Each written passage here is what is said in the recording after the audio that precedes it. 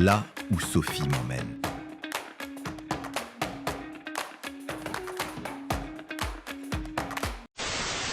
Chez Terra Argentina, on croit que chaque voyage est une rencontre, avec un territoire, une culture et surtout avec des personnes passionnées.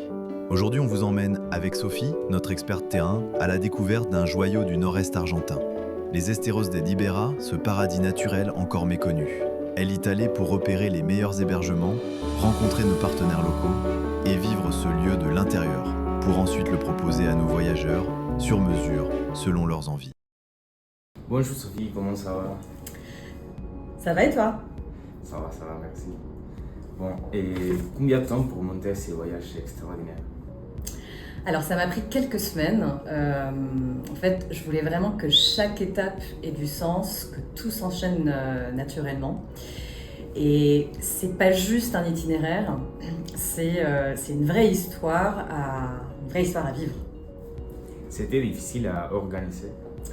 Alors, pas difficile mais exigeant. En fait, je me suis mis dans la peau du voyageur, à imaginer vraiment ce que je voudrais ressentir. Et ensuite, j'ai travaillé main dans la main avec mes prestataires locaux, étape par étape.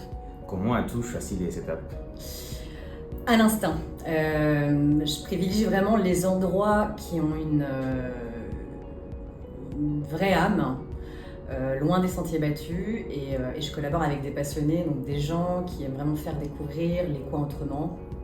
Et c'est en général d'ailleurs des endroits qui sont beaucoup plus reculés, difficiles d'accès, et c'est vraiment là où on voulait se trouver. Tu es parti combien de temps? Une anecdote particulière? Alors, je suis partie 2 semaines, environ 2 semaines. Alors une anecdote, un moment le plus fort, je dirais que ce serait le moment où un cerf des marais s'est approché de nous pendant qu'on était en train de chevaucher donc, au Rincón de Socorro, donc un très beau lodge qu'on a été explorer. Il n'avait aucune peur, c'était un moment très inédit. Il nous a fixés calmement et puis il est reparti. Un instant suspendu, magique, presque sacré. Qu'est-ce qui rend ces voyages uniques? C'est un voyage qui s'immerge vraiment dans la nature et les émotions. On prend le temps, on rencontre, on ressent. C'est aussi un voyage sonore, parce que bien sûr on fait des marches nocturnes pour mieux écouter et apprécier la vie sauvage, qui s'éveille vraiment la nuit, quand la nuit tombe. Pour moi, c'est pas du tourisme, c'est une expérience qui transforme. Ton moment préféré? Waouh, il y en a eu plusieurs, mais si je devais vraiment choisir un qui m'a vraiment peut-être plus marqué, je dirais probablement le coucher de soleil sur la lagune Ibera. C'est un moment vraiment inattendu.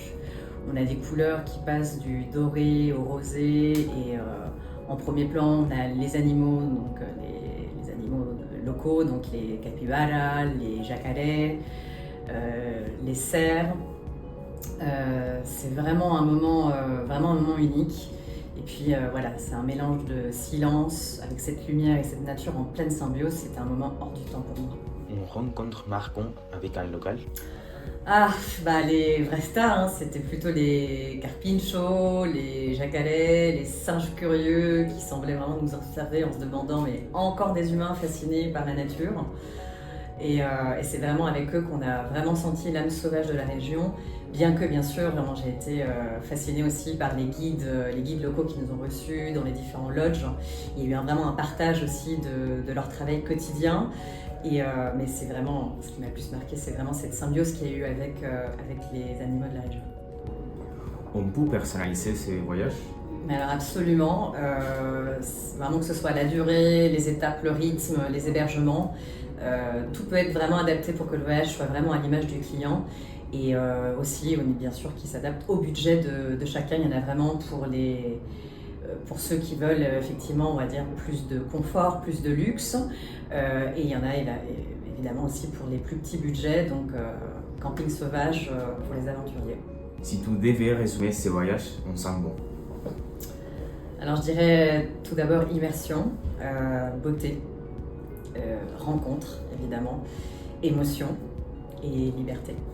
À qui s'adressent ces voyages? Eh bien, tout d'abord aux curieux, aux amoureux de la nature et de la culture, et à ceux qui veulent ressentir vraiment profondément et pas juste voir. Un conseil avant de partir? Ben, garder l'esprit ouvert, accepter de ralentir, laisse-toi surprendre, et surtout voyager léger et dans tous les sens du terme. Et pour ceux qui hésitent à cause du prix, Alors oui, ça s'entend. Maintenant, les estéros, c'est pas juste un voyage, hein, c'est vraiment une parenthèse rare dans une vie. Donc un investissement dans les souvenirs qui reste bien plus longtemps que la valise rangée. Merci Sophie. Ben non, merci à toi Valentino. Et puis j'espère que vous serez nombreux à avoir l'occasion et la chance de pouvoir découvrir les estuaires des Iberas. En tout cas, pour moi, ça restera vraiment un de mes plus beaux coups de cœur de voyage. Voilà, à très bientôt!